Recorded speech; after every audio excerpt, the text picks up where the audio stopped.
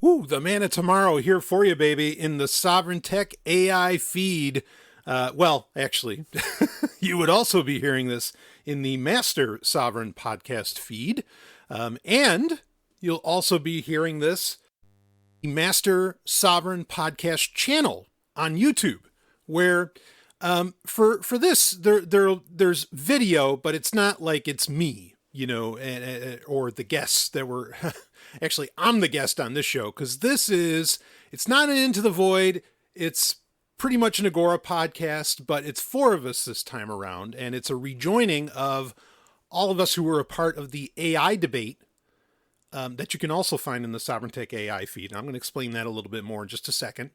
But Jeremiah Harding, fellow Sonic the Hedgehog fan there, Jeremiah Harding, myself, and, of course, McGora and Penguin from the Agora podcast all came together to have a massive 2-hour conversation around consciousness, the metaphysics of AI.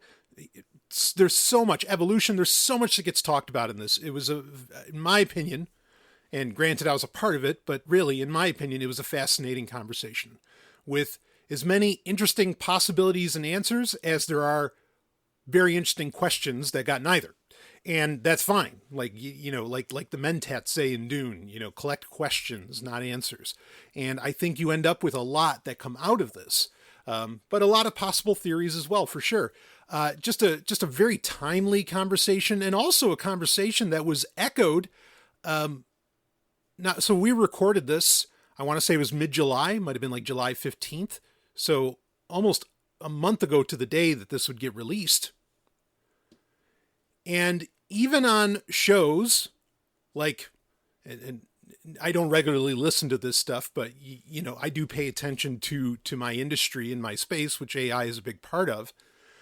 Even on shows like Tucker Carlson, where ahead of, and we were having this conversation before any of them were. Now this kind of conversation of the questioning of consciousness of the AI industry overall and so many other things, now those conversations are happening. We're having them, way ahead of the curve of everybody else out there. And so it's always a pleasure to get together with people like everyone involved in this particular podcast, that are so ahead of the curve, and really like breaking out of the status quo at all times. I love it. So this is going to be a phenomenal, I think you're going to enjoy this conversation a lot. To explain a little bit more of what the hell did I mean by Sovryn Tech AI? No, that's not a service, other than it's, something that'll end up in your ears and for free. But there is, if you're hearing this in the, if you've been a longtime Sovryn Tech subscriber, you have access to the podcast, the RSS feed that you use, that you get access to, is now actually the Master Sovryn podcast feed. And you've probably been hearing things like Real-Time Sovryn, and maybe some other stuff that has been coming out in that feed. So that is a feed where everything I do, everything, no matter what it's about, whether it's tech or otherwise, is going to show up right there. If you only want episodes of Sovryn Tech, okay, that shows up in the Sovryn Tech AI feed. And I'll be explaining more kind of, I've told patrons about it, patreon.com/Sovryn. I've told patrons why the AI was tacked on at the end. I'll save that mystery for the public for a later time. But, but yeah, if you just want the tech show, like this episode will appear in that feed. If you just want that, you just look it up. It's everywhere. You know me. When I say, when I tell whatever, whatever platforms, hey, I'm going to have a new feed. I have a, show going here and there, and they're all over it. So Sovryn Tech AI, you can look it up no matter where you are. You could be on Spotify, where actually now they have comments and you can leave comments there in it. It's available on Apple Podcasts. It's available also, like I said earlier, it's also available on YouTube. But that for right now is just on the one channel. Okay, which is the Master Sovryn podcast channel. And on there, I'm also releasing, basically everything. including Real-Time Sovereigns, and those are done in full video. You can watch me do it live and in color, baby. And I'm really honored by those that have already signed up or subscribed for that, and already getting comments there. That's one of the best things about YouTube are the comments.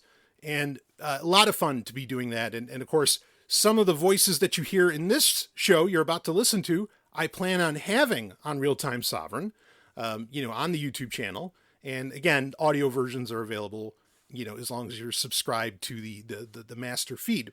So I'm going to let this episode ride itself out. It really, I think such amazing things were discussed here. You are not wasting your 2 hours listening to this, in my opinion. So I'm going to leave it at that. Of course, make sure to get, believe me, there's plenty of fascinating, mind-bending conversations happening on the Agora podcast when I'm not there. In fact, you might argue they're even better when I'm not, but I wouldn't argue that. But do go and subscribe to those boys as well. And I'll let this episode ride itself out. Again, the metaphysics of consciousness, AI, all of it, evolution, coming right up. And I'll see all of you, on the other side. The Agora podcast is covered by a BIPCOT no-gov license.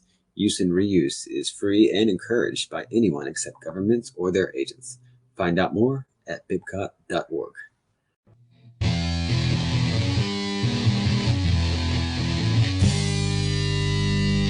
There's a time when the operation of the machine becomes so odious, makes you so sick at heart that you can't take part. You can't even passively take part. And you've got to put your bodies upon the gears and upon the wheels, upon the levers, upon all the apparatus, and you've got to make it stop.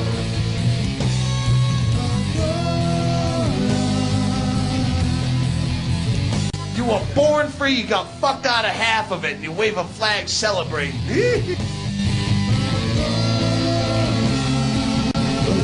Central authority has just embedded right in it its own problem, and that is that it means a few people make decisions for many people.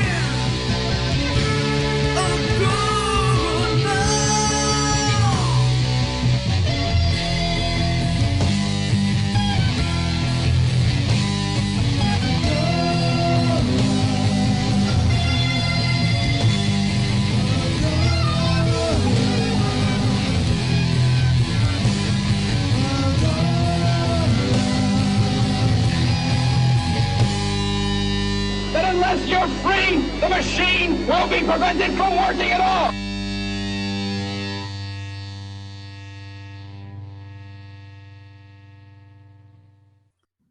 Because I got a whole spiel that I want to go into. I don't want to spoil the.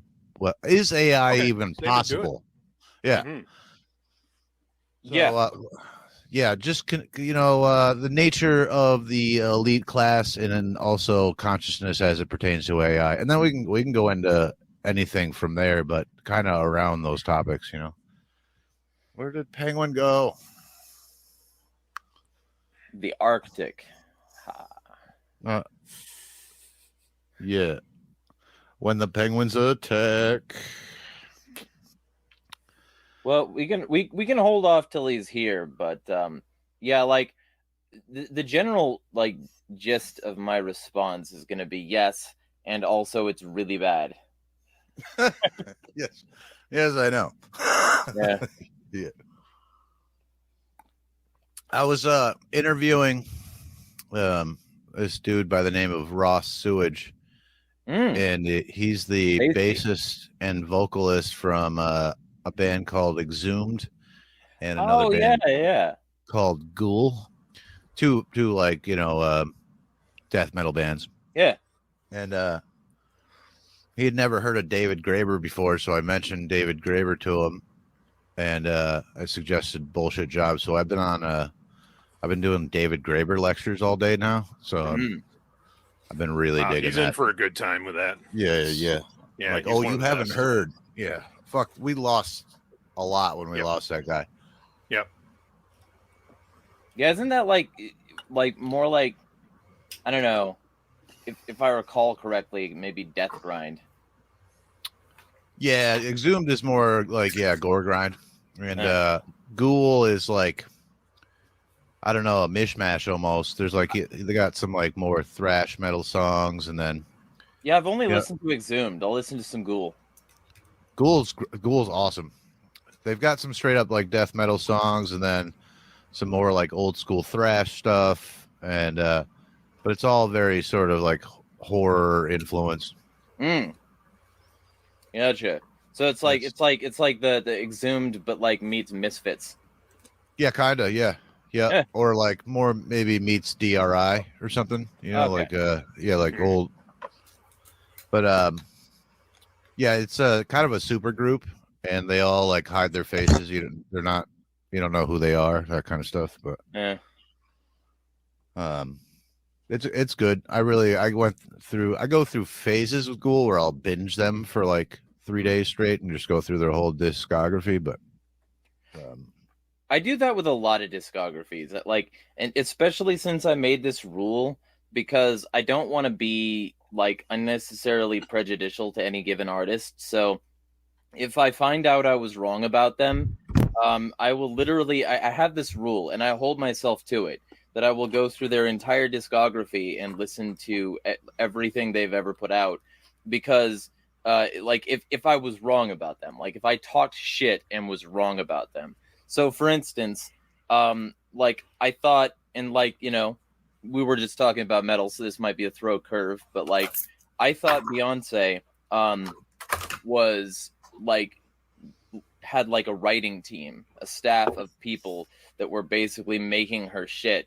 And I never looked into it, and I never cared to, because it's Beyonce, and I like, you know, it's not my normal jam. But basically I found out that I was full of shit, and that the reason she was doing that was actually good for the industry. She was not like getting all this help writing her music. She was just listing the people on her album where she used samples from their stuff. And that was part of her like writing team. And so like basically I was assuming that they all like personally had a hand in writing her lyrics and shit and helping her compose. But no, she's actually just doing what basically everybody should do, and listing the people who were partly responsible for the success of the album by listing those who she sampled, which is actually really fucking good, and something that I hope other people do. So not only did I listen to her discography and found like many songs that I actually do like, but like I basically I flipped. Now I actually respect Beyonce more than some of the other people she's competing with because of that. Like I was full of shit before, and I believe firmly in repentance, even though I'm a filthy atheist now. Like, so I went and repented of my sins of being wrong about Beyonce. yeah, but she's in the Illuminati, bro. You know? I mean, I think probably the Bavarians don't give much of a shit about her. I do think that she like was kind of shallow in her messaging at some points, like that whole thing where she just stood in front of an illuminated sign that said feminism or feminist or whatever. Like, if you're gonna do that, stand up for some women. Don't just be like, and like she had like this weird like vague speech about some of it, but she wasn't like doing anything to like directly stand up for women in that moment. So I mean, maybe, women. yeah, maybe she's a feminist, but right now all she's doing is standing in front of a sign, really, and like saying some words. I mean, I don't know her personally, but I would assume most pop artists are just going wherever the wind blows. Maybe. Or whatever's popular at that time, you know.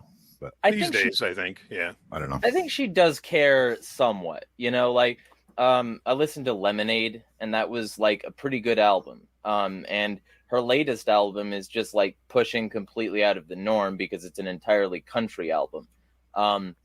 You know, like she seems to actually have something like of a creative streak in her where she wants to do stuff she wants to do, and she isn't just sold out. So I'm not she just like trying to be like Taylor Swift in reverse or something. Like what? Well, a country album? That's amazing.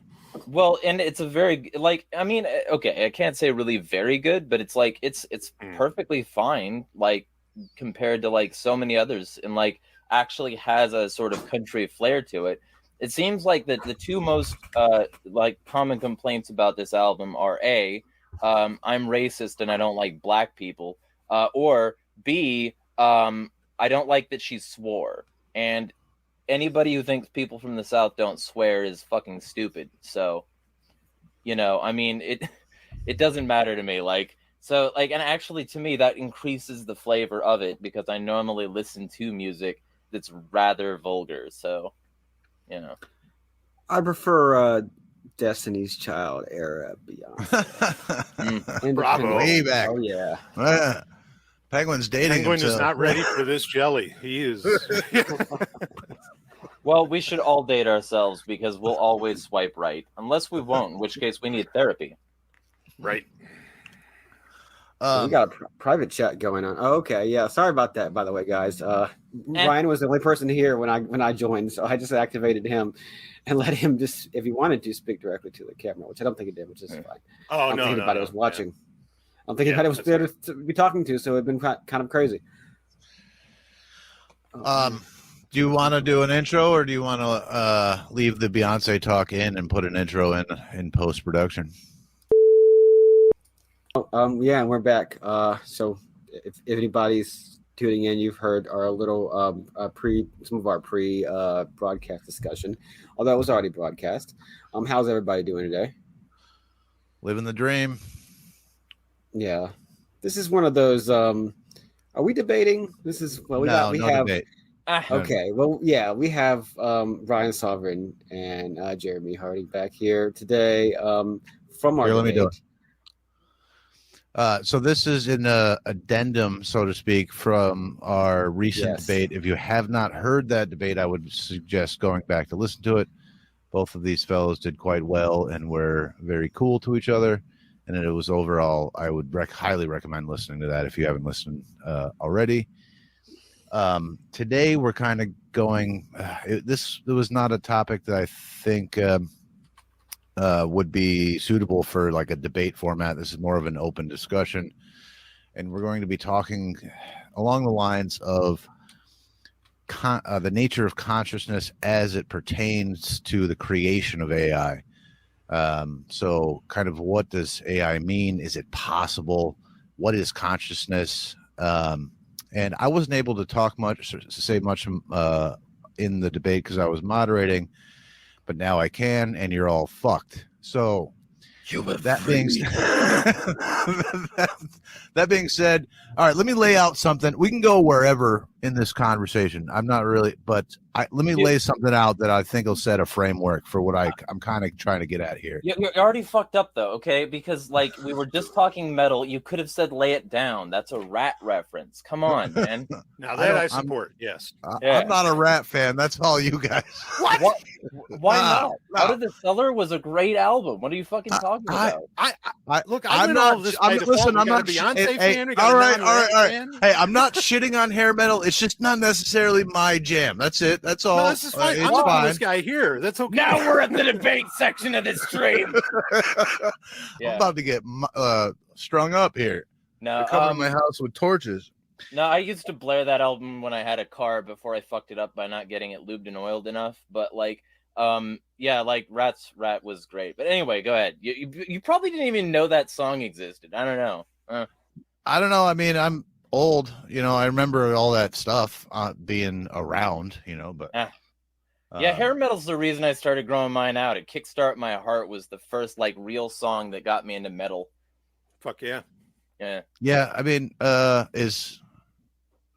like some metal from that era, like Priest, Slayer, Metallica, Megadeth, that kind of stuff, but not so much to like Motley Crue or Cinderella or Poison. But that's just not my thing. I don't know.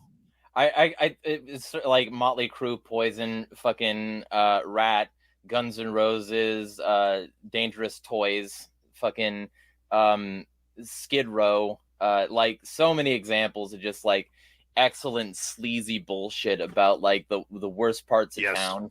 Yeah, wonderful. Yeah. I mean, there's probably there's definitely like a handful of songs I like by various groups. Like 18 in Life is a great song. I like that song. But Skid Row is like great no matter what you were, because they were less hair metal and more like just, this sucks. We're gonna be angry about it together. Like in their latest stuff, like if I remember correctly, their latest album is against police brutality and shit and like the police state. So yeah, the gang's all here in the revolution. They have a 2-volume EP. It's pretty cool. Yeah. You guys just became best friends. Look at that. Bonding over 80s. It's all my wife and I do. We just go to concerts for hair metal bands. Really? Right? Yeah. Right. They're all 112 years old now. That's right. Right? At least Winger still has all the original members. There you go. Okay. Okay, AI, let's go.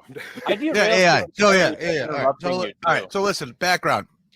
I've been a conspiracy theorist since for my entire life, since I was born. And throughout my life, you know, I believe, and I still believe, that the elite class wants several things. They want a world government. They want to create an artificial god, so to speak. I believe they want these things. But the older I got, the more I realized that these people are not necessarily like exceptionally bright, and they have a lot of hubris. And just because they want to achieve these things doesn't mean they can achieve these things. And a lot of times, to believe that they can achieve certain things, like say world government or other sorts of things along these lines, agenda, whatever the thing, pick your number, is to believe that central planning actually works. And I don't believe it does. I think they believe central planning can work, and they are much in the way that like every civilization throughout history has wanted to rule the world. They believe the same thing, but it's never been able to be achieved. And I don't think they can achieve it either. I think the current system, what you have under like sort of American and Anglo hegemony, is about as close as you're going to get to like some sort of real actual world government with like UN troops on American soil or something along those lines. We ended up with more of a Cecil Rhodes than say Woodrow Wilson style of world government. So I say all that to say this. I think these people want to create some sort of artificial god, for lack of a better term, such as AI. And I think they can achieve it. And it doesn't mean they're not going to try and fucking screw up a lot of people's lives trying to do so. But we as humans like don't even understand what the fuck consciousness is. And I think they think they have it figured out, but I don't think they do. And I don't think anybody can really know. So if consciousness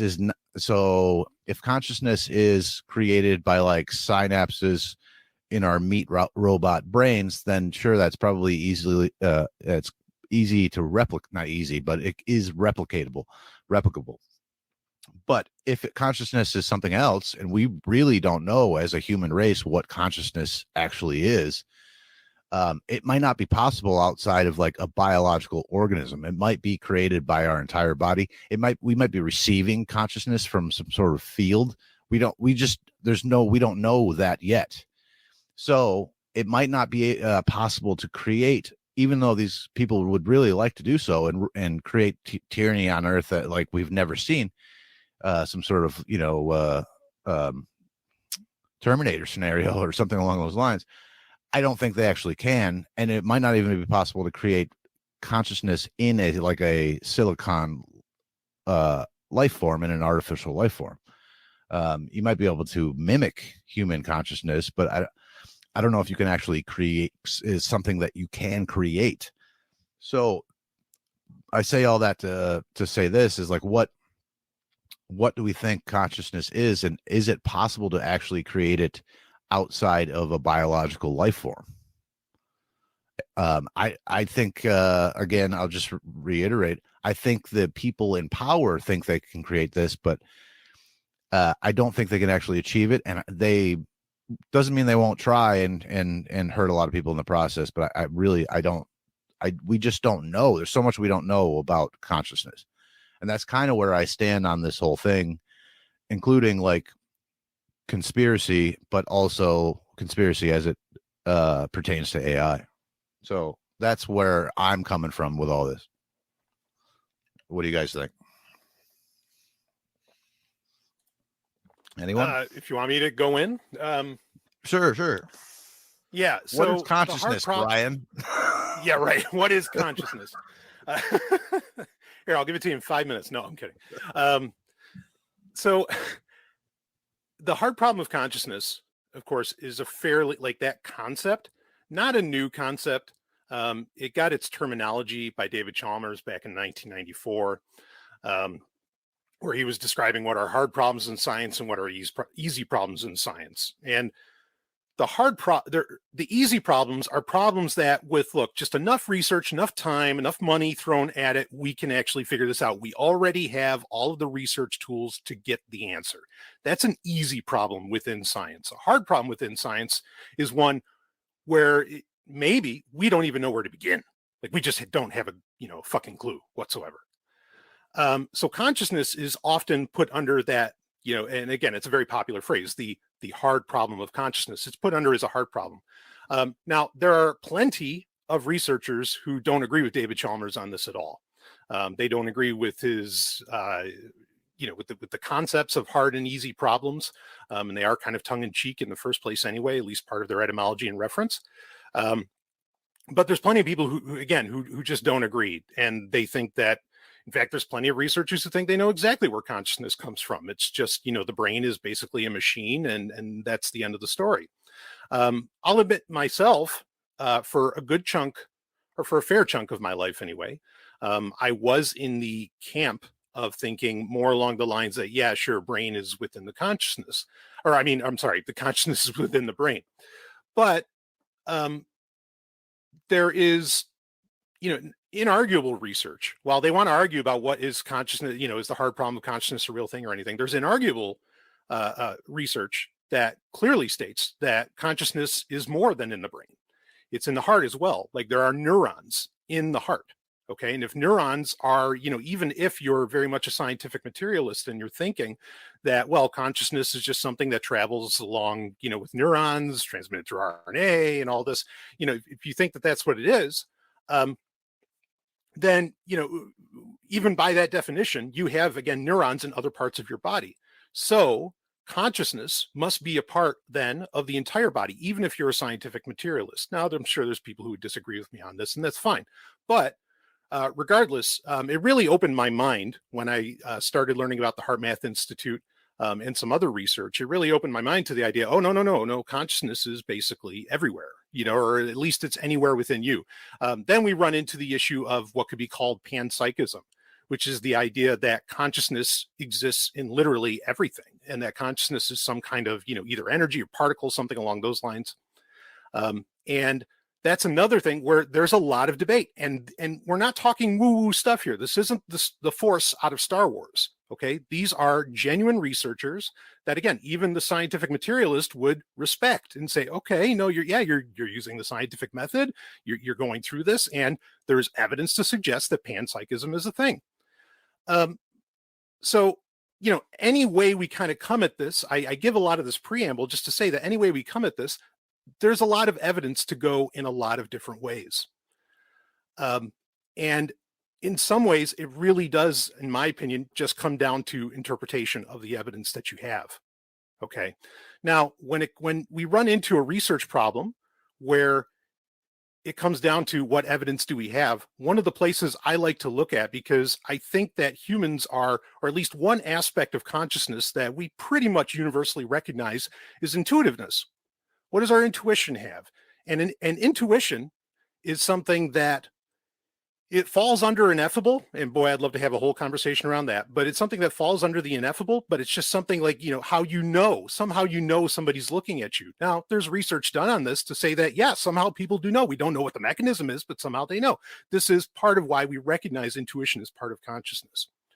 So because intuition is part of consciousness, I like to think that humans often recognize things and act upon the world around them in ways that maybe they don't fully understand, but that for whatever reason, their biology is, I don't want to say designed, but their biology reacts to. And so I will often, first thing when I run into this kind of situation, the intuitiveness I'll look for is throughout history. Okay, like I will look at history and see What examples are there over thousands or more years, okay, of where there might be an answer to what we're trying to figure out today as far as with research, as far as consciousness goes. And I'm sure we're going to expand on some of that, as we go, as we go into this. But as far as, again, I'm giving a lot of preamble here. But again, as far as my opinion on and I guess I'll just open it right up. As far as, is it possible for a machine, because that's what artificial intelligence is about. It's a machine developing a human level of consciousness. Do I think it can develop a human level of consciousness? No, I don't think that's ever possible. Part of that, and this might sound kind of contradictory, because part of that might come in from, well, but with panpsychism, then, if consciousness isn't everything, doesn't that mean that it's in the metal, that it's in the silicon, that it's a part of the machine itself? I would argue no. We could, break all of that down as we go along. But, the main point to bring up is that, the idea of a machine achieving human level of consciousness, I don't think so. And part of that comes from the fact that there is I guess if I'm going to put it simply, because I want other people to be able to talk here, if I want to put it simply, machines do not have thoughts. Okay, thought is an integral part of consciousness. We can argue about the definition of consciousness, and I'm sure that's worthwhile. But thought would be a part of consciousness. I don't think anybody would disagree with that, but they're welcome to. Okay, machines do not have thoughts; they have outputs. Because we like to, analogize things, we often say, and I've been saying this since I was a kid, oh, the computer's thinking when I'd hear the hard drive clicking, I'd say that, but it's not thinking. It's just an output, okay? And those are two very, very different things. So can a machine, does a machine have output? Sure. Is that thought? No. However, I'll put at the end, and this can open it up to everybody else, is it possible that a machine could reach something that could be called intelligence that is maybe beneath, and I want to be very, very gentle with that term, but that is something a little lower, because I don't believe in the concept of IQ. That's nonsense. But it's something a little bit lower than the class of, or the ranking of human intelligence? Maybe. And that's a big, big maybe with a gigantic asterisk just ready to eat it alive on the other side. But I'll put all that out, and whoever wants to rock. Just real quick thing. So if computers don't think and they just create output, then to say that we can make computers do the same thing as humans in terms of thought and consciousness, then we must assume that they are the same in kind, so that it sort of assumes that humans are merely meat robots with like chemical output in our brain. And it really boils down to, is like that what you think of humans, or are humans something more than that? And I tend to think humans are something more than that. And I'm not a religious man, but I even just from sort of an atheist perspective, I don't think it's humans are that simple. I don't think we're just input, process, output. I think there's much more to human intelligence than that. And so if they're not the same in kind, I don't think you can get them to the same in degree. I don't think that follows, but that's just my thought.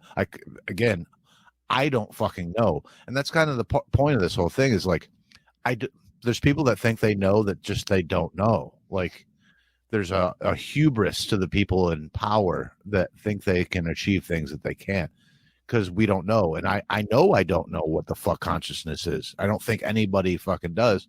And it's always the ones that like claim to know that are the first to cause the most problems. But sorry, I'll Jeremiah, I'll let you respond. So I'm going to start from an odd angle that I think will be a little bit of an asshole move. But I like playing black so that I can pull these asshole moves. Well, remember, it's not a debate. It's just a friendly conversation. There's no adversary here. But. Yeah. Well, except the state, the system, man. So the thing that I'm gonna say one word, and it actually loosely is related to the asshole. So, probiotics. Okay, so here's the thing. Increasing body of research indicates that the human body has a significant interplay with a largely bacterial, fungal, and otherwise microbiome community, a microbiotic community of flora and fauna that fuck around and produce gases and help like break shit down and build shit up. And the reason we are what we are is less because of what's in our brains and more because we're a swarming, teeming mass of bullshit that eventually moves into a direction that like resembles consciousness. Maybe some of us less so. Those people are in Congress. But the general vibe that I want to give off here is those things can all be altered. And there's a significant like body of research to suggest that the alteration of that microbiome can cause an alteration in your psychology, in your perception, in your ability to thrive, various shit like that. Now, the reason I'm bringing just want to add in all of this is I agree with all of this. Keep going. Yeah. And so, like, here's the question. Is our consciousness, is my consciousness a thing that you can pinpoint and have a, like, discussion around me being conscious? Or, and this is where I'm going to, you know, come off schizo because I'm schizo, or is it us? Is it we? Is every single being a sort of collection of a bunch of different entities all contributing to an overlaying like network of consciousness? You can also sort of observe these things like in a practical way in people who got their head fucked up somehow, and like for instance got their hemispheres divided. Their bodies will be acting as basically two different people with two different sets of executive function. I hate thinking about that because it's fucked up and bothers me. But for the moment being, I'll get over my discomfort and say that basically there would be certain things done that the other side of the brain would have to realize was done and wouldn't. And so the body would just be in constant conflict. Scientists have observed that after the brain was cut. So the reason I'm bringing that up is because there seems to be a clash of consciousness even within us, even within us as individual people, as to whether or not we are indeed a single consciousness or a variety of consciousnesses all contributing to a collective bullshit utopia that we call our thought matrix.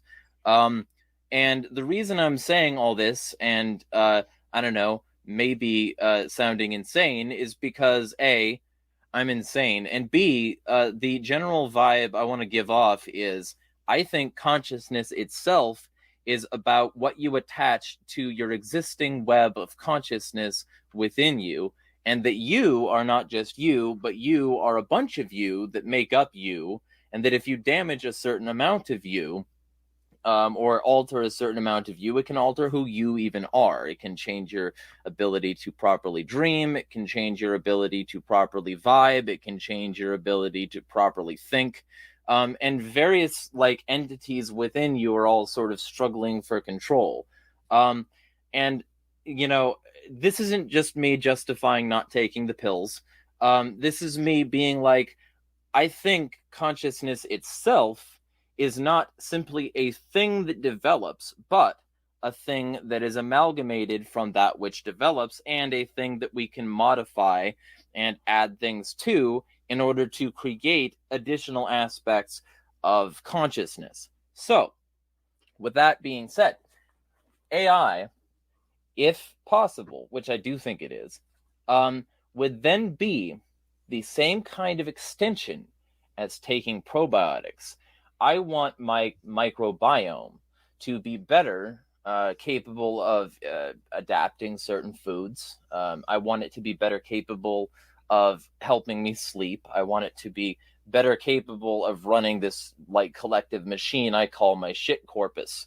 And so I will, move forward in that like modality, and I will take the pill and I will live in the pods.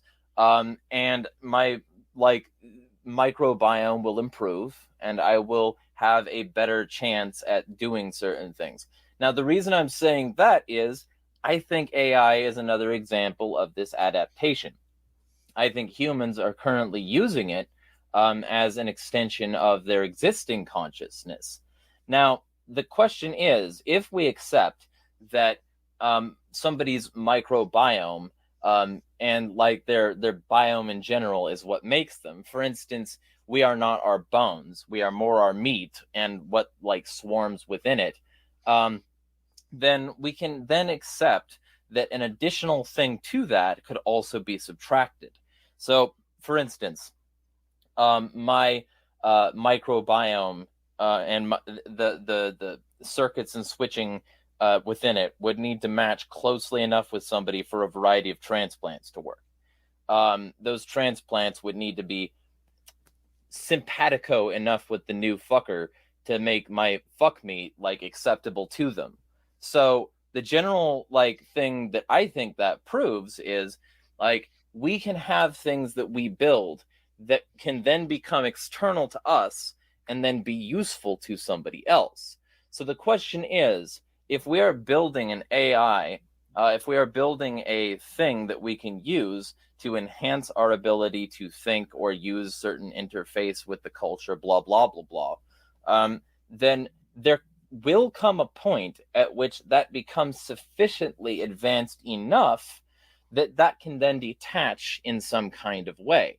So if that detaches in some kind of way, and we have, for instance, put enough digital flora and fauna into it, if we have like provided the structure within it so that the thing that we have created is a sufficiently advanced machine to actually move forward of its own accord, that would be the point of like individual intelligence as individual intelligence can be.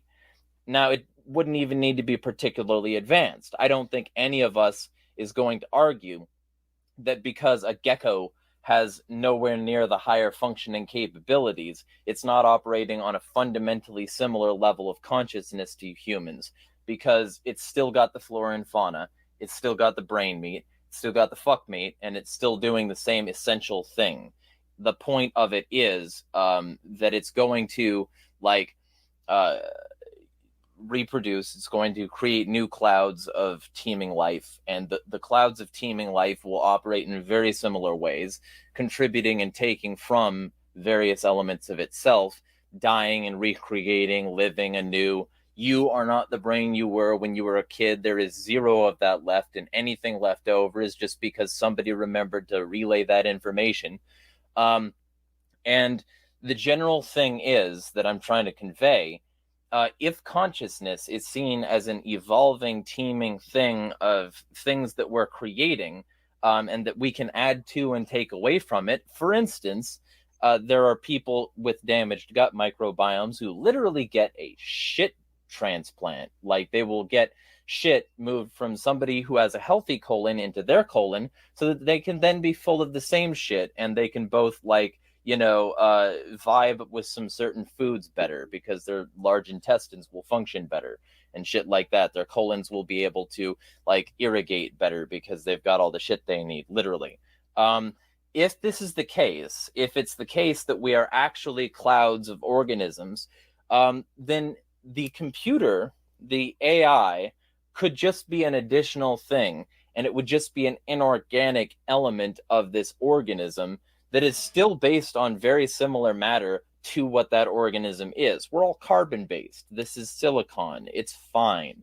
So, the idea that because it's digital, somehow it couldn't possibly replicate, I think is just going to be an asshole here and say naive.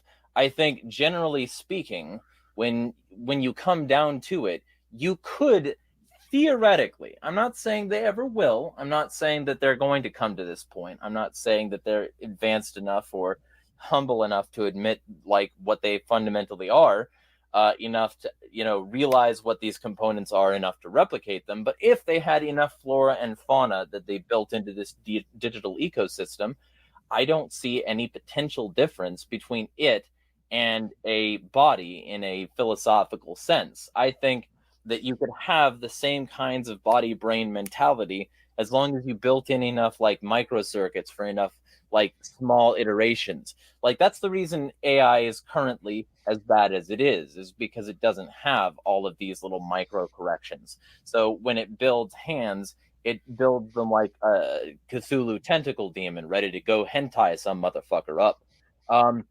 But the general vibe is that like if like people are just clouds of bullshit, then people could make clouds of bullshit that they could attach to themselves until it's like sufficiently able to live on its own. And so there's another word for that. It's called being a mammal and having womb pregnancies and umbilical cords. If we are currently in the process of creating consciousness, it is still in the womb, but that does not mean that it will not someday break that water, escape the womb, and when that cord is cut, be a thing all unto its own. That is my statement for now. I am done talking about fecal matter.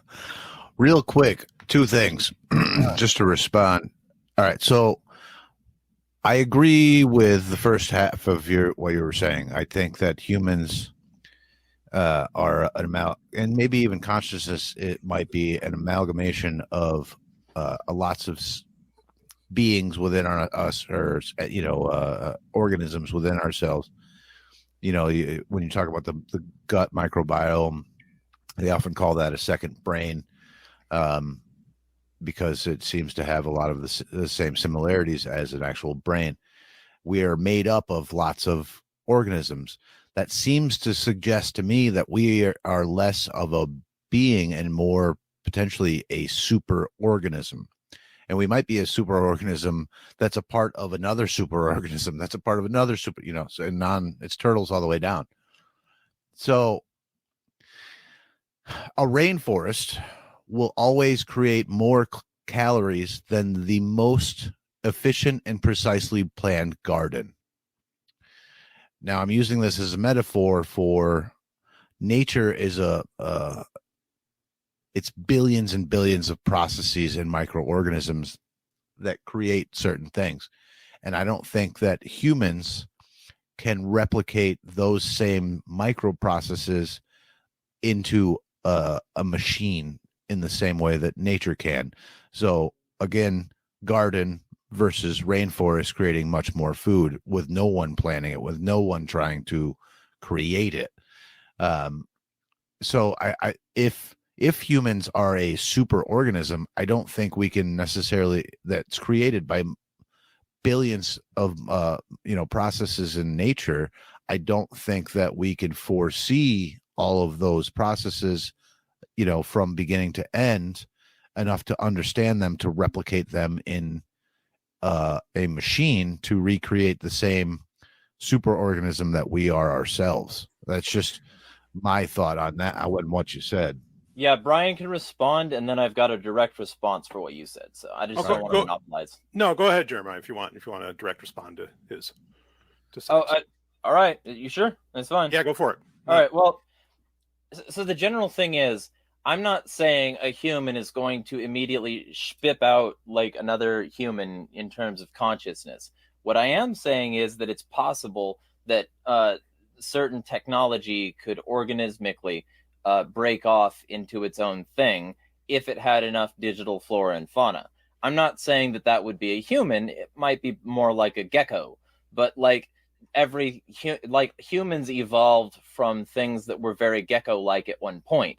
So the question is, will that gecko ever be able to be a human? Will that thing ever be able to come from the waters that we have like birthed it into, and evolve to the stage of, like, you know, growing hands, you know, standing upright, brachiating, and eventually creating nuclear weapons. The question is whether it, like, has the potential to be a simpler organism than we are. Because if it does, evolution says that it has the capability to be a broader organism as well. The idea that it has to start at the most complex stage is anti-evolutionary. It could start at a very rudimentary stage and eventually become something much worse or better. I'm leaning on worse because I'm a pessimist and I don't like this. But you know, what I'm saying is, like, it doesn't need to start at, like, it's not like it has to be like the most advanced thing. It doesn't have to start at human level. It can start at cock-sucking little protozoa level. Yeah, so that's actually a similar direction I was going to go, Jeremiah. Because, so I mean, this is like, you know, Ray Kurzweil's stuff. The whole reason that he's looking for the singularity, which is the point to define the singularity, because a lot of people seem to have a million different definitions, but to define it from the person who invented the term, more or less, or who started the term, coined the term, is when a machine will develop something smarter than itself. Not a human, but a machine, okay? Or in this case, a computer, right? And so I think Kurzweil would completely agree with you, Sek, as do I. You know, that humans aren't the ones that would pull this off, if it's going to be pulled off at all. It's actually going to be the computers themselves. Now, part of the reason that, and also I want to step in and say also, I mean, I firmly believe in the concept of the proto-consciousness field, basically that the universe itself is a superorganism. And in fact, I love that Jeremiah is bringing up the gut bacteria and everything, the immune system, because right behind the hard problem of consciousness, literally right behind it in biology, is the hard problem of the immune system. Meaning the immune system is a complete fucking mystery, as much as consciousness is. How the hell does it do it? How does it adapt to take on newcomers, you know, as far as, invaders, viruses and everything into your body? We don't know. We have no goddamn clue. Hey, you said comers. Yeah. We'll get the Beavis and Butthead going a little later. Yeah. So, and it's a beautiful point to bring up, because I actually, based on, you know, my own background, I don't want to say philosophical, but my own axiomatic background, you know, I firmly believe that we are actually we as human beings specifically are the immune system of the universe. If you want an example of what this might look like, there's a great episode of the original series. I think it's actually titled The Immunity Syndrome. Anyway, there's a great episode of that where it is this amoeba, the space amoeba that comes into our universe, or, you know, in our galaxy, and the crew of the Enterprise has to stop it. And there's a point where Dr. McCoy even says, like, wouldn't it be something if our whole purpose in life is just to be the immune system for our galaxy? And it's like, yes, you got it. In the 60s, you fucking got it. Anyway, but regardless, that actually comes from very ancient concepts. I myself also, just to be abundantly clear here, because I'm making no arguments for any kind of god or gods or anything along those lines. I also am a longtime listeners will know this of the Agora podcast, but I'm also, you know, an atheist in the sense that I don't believe in a god. But because there is such a thing as the ineffable, there are clearly things that go beyond science. Otherwise, there could not be the ineffable. Right, like that's not possible for things to be ineffable and also have scientific materialism. Like they cancel each other out. So anyway, so just to be clear on all of that now, but the idea of a machine developing intelligence in the same way that the universe has developed perhaps its gut bacteria, which is us or whatever, you know, I get Jeremiah's concept, and in the abstract, like I think if I'm to use the word logic, the logic is sound. That sort of thing, you know, could occur. But, you know, we always have to be careful when we compare life to computers, because they're not the same thing, just like a human isn't a rat. And so many of us now, fortunately, one of the greatest things that's developed over the past few decades is that people are now asking the question, when there's research done that tells us whether or not we should take a certain drug or vaccine or something like that. It's like, well, wait, was that tested on a rat or was that tested on a human being? And if it was only tested on a rat, you know, I'm just glad we even asked the question, because again, we're not rats. It doesn't mean it's not helpful, to know things from rats, but regardless. Okay. So we got to be careful when we compare ourselves to computers, when we compare life to computers, by organic life to computers, because they're not exactly the same thing, even though Jeremiah's point that we're all carbon-based life forms, that's, right on, and cue to Star Trek the Motion Picture. Anyway, evolution, though, so with that disclaimer in mind, evolution very much operates like a computer. In fact, I think Douglas Adams was pretty spot on when he was saying, like, that was the whole premise of Hitchhiker's Guide to the Galaxy, is that the Earth is a computer, and it was 2 to 3 minutes away from coming up with the correct answer to the question of life, the universe, and everything. So he was actually on point, I think, with this idea of it being a computer. So evolution, then, to get to his overall point, evolution itself does function like a computer. Okay. And yeah, the correct answer is 42. So I just put it in the chat. Yes. It originally came up with 48, but it got cut short. Anyway. So evolution does operate in kind of like a computer. There are processes, like Sek's whole point about the rainforest and everything. That's genius, because while we can always say, and I have my problems with guys like Yuval Harari who write books like Homo Deus, where they're talking about, oh yeah, in the next 100 years, we're going to be like gods because we're going to be not because of artificial intelligence, but perhaps more because of the opposite or the inverse, which would be IA, which is intelligence augmentation. Okay. And, his idea that we would be, become like gods. I read that and I go, no, because computers, our brains, while they may not be as fast as, whatever computer or cloud computer, server farm that you can think of, the parallel processing capabilities of the human mind are unmatched. And that means we can do a million things at the same time. We might not do them the fastest, but we can do more. More always wins. The fastest does not. Remember the tortoise and the hare. Regardless, so with evolution being a computer, kind of one of the main points I want to get to here with this is that even if I believed that somehow consciousness, because I do believe that consciousness is like a particle. It is a thing that you harness. It is something that if you develop your biology more, okay, you can harness more of it, and in effect become, smarter is not really the wrong term, but become more aware, which is really the power, I should say, that you want as a human being, is to be more aware, not necessarily, have more knowledge or have this or that. No, it's about being more aware, being able to interact more quickly with everything around you. Anyway, even if I believe that computers could somehow harness all of that, I look at the ultimate computer, which I think is what Sek was getting at here. I look at the Earth, I look at the universe in general, and outside of human beings, which certainly raises a bunch of questions, but outside of human beings and maybe dolphins or something like that, I'm not finding a lot of life out there that we know has been around for millions of years. Consider the coelacanth, okay, which actually hasn't evolved much at all in the past few million years. Like we don't see the sapience that has happened. We see it in us, sure, but then if we're to use nature as an example, it's going to take millions of years for a computer to potentially reach that level of consciousness. At least based upon this, I guess I'll say the word analogy, based upon the analogy of, well, we see how life can form, we see how consciousness can form in nature. So, if machines, whatever, if they're starting to go through this process, maybe that could do it too.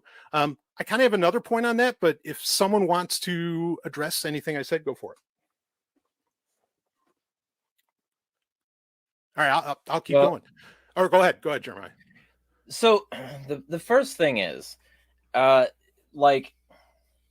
think that the kind, and this is where we probably might mesh a little.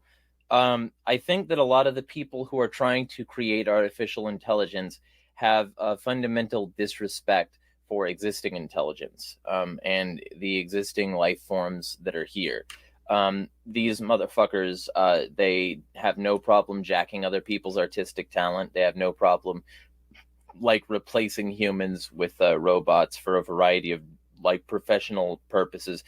They have no problem with using it to surveil people, to run our lives, basically.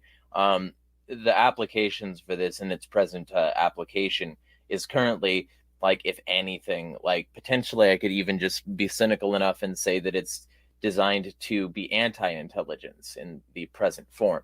But if somebody wanted to actually create a fully intelligent artificial intelligence, that would need a fundamental change in philosophy for those people. Now, those people who wanted to create this would need to understand and respect enough about the present way that people are in order to actually create the flora and fauna that would create the technological superorganism. So those people would need to have a respect for the normal person enough to not just think that they're just a process, just, you know, an aggregate of data that was scraped from a set in order to form like the informational super matrix enough that they could like paint a picture of a dog fucking a donut. Like, they would need to actually, like, you know, on some level respect the flora and fauna within them, talk to biologists, talk to, you know, like neurological researchers, talk to a bunch of different people. That's not what the vast majority in the AI field are doing. And I do believe that it is a form of intelligence. Whether it's a form of consciousness is another question entirely, but it's definitely a form of intelligence, as I went over in the debate we had. But the general thing that I would say is, if they're not willing to go through all that rigmarole and find out the finer points of this shit, they're not going to get anything approximating it in the real, in terms of actual consciousness with any level of agency.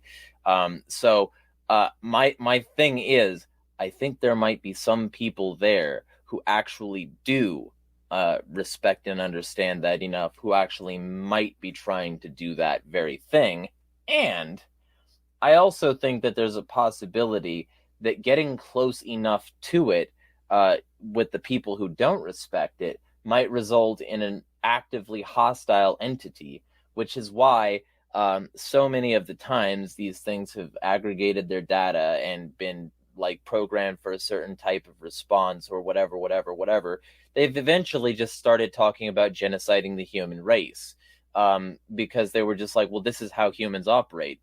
They kill a lot because the internet is full of the stories of them killing each other, killing. So I'm going to do that. That sounds like the thing to do. Like, which is actually a pretty, you know, somber reflection on humanity itself. We're kind of fucked up cunts. But like, the general thing that I would say is that, like, if it's close enough to be a malicious entity, then I would still hate it, even if it's not 100%. And like, if it is 100%, first off, there's some questions about like whether or not the like all people are equally conscious, because if they're not, then we're all competing in that field ourselves. And then there would be the question of what the minimum level of consciousness would need to be in order to break that threshold into a state of consciousness, like what the binary is, where the switch happens, to where it actually becomes conscious. Because I think ultimately it might be a bit arbitrary to say that, you know, for instance, an amoeba is any less, you know, biologically operant than I am, because it's still operating on a series of binaries and a series of things within itself. So the question is whether or not that meets itself out, and how complexly it meets itself out, and whether or not the person who made these things would like, or the people, researchers who made this like alleged intelligence would have enough knowledge and respect for existing intelligence to confer upon it the same mechanisms by which it could achieve something similar to consciousness. If they could, if they were respectful and understanding enough, that could be like, you know, a whole new territory to approach. Here's where we might agree quite a bit, Jeremiah. And at my current thinking on technology is that eventually it will always be used by those in power to dominate humans and to crush human freedom. And people go back and talk let's go back to like the printing press, which is, one of these technological revolutions. And hold on, my daughter is yelling for me. All right, sorry. And people will say like, oh, well, it brought literacy to the masses and all these sorts of things. So this was something positive for human freedom. And what people don't think about is like after that. So how many years or decades did it take before people were using printing presses for government propaganda or newspapers, etc.? So, and then there's the book, Crossbows to Cryptography, where it goes into all these like technological innovations that sort of leveled the power of the average human to the sovereign of the time or the state or whatever. But it goes into a story about how people crossbows were invented, and then the average like farmer or peasant was able to compete with like professional soldiers hired by the king, and so they sort of leveled the playing field a bit there. But what they don't understand is eventually the king and its professional army also just started using crossbows, and they were much more effective at dominating the average person, because the average person, generally speaking, is not interested in domination. So over a timeline, every technology, because technology is just essentially boils down to maximizing efficiency. So over a long enough timeline, this is going to be used by those in power to maximize efficiency. And Jeremiah, you made kind of a good point where like, even if they don't actually achieve consciousness, like even the attempt or the technology as it is will eventually, right now we're using it to make funny things or whatever the thing, but eventually will be, and it is, like you said, right now using as a surveillance tool, but will be eventually used to dominate by the state and their corporate friends to dominate humanity. And I think this is just the nature of all technology. And yes, I'm borrowing quite a bit from Jacques Ellul, but I think that's an accurate. I mean, if it's empirically true that this is the course that all technology takes, whether that's something that's like inherent to technology, well, we don't know, because we don't know like the counterfactual, but that's the course all technology has taken throughout human history. So I think you're kind of correct. Like, even if, and I said this before, that even the attempt is going to bring a lot of harm to a lot of people to achieve AI. The attempt to achieve AI is going to bring a lot of harm to a lot of people. But I think, getting close is going to be something that's detrimental to human freedom in the long term, even if we see some short-term benefits from it. And I don't even think we're seeing the short-term benefits promised. I saw like, I don't know, it was a meme or whatever, right? Where it's like, we were told that eventually technology would, get rid of our menial tasks so that we can focus on, art and literature and such. But what it's doing is it's taking away our art and literature so we can do our menial tasks. And that to me is also like, crushing human flourishing, so like I kind of agree with you here. And but, adding more menial tasks. Like, holy fucking shit, is there so much goddamn more Scrum now, because like they've got fucking so many things you have to like learn about in order to use this technology that is fucking shit. Anyway, sorry. I fucking... Yeah, I mean, this brings up... By the way, camera's off. I don't know. Yeah, no, it's all right. So yeah, this brings up like David Graybeer, which I know we mentioned earlier before recording. He has a great speech or talk where he talks about how it's like, oh, every time somebody tells me, oh yeah, no, we don't have to do as much, because of computers, we don't have to do as much paperwork. He ends up with 3 more forms out of nowhere. Like there's the paperwork never goes away. That's totally on.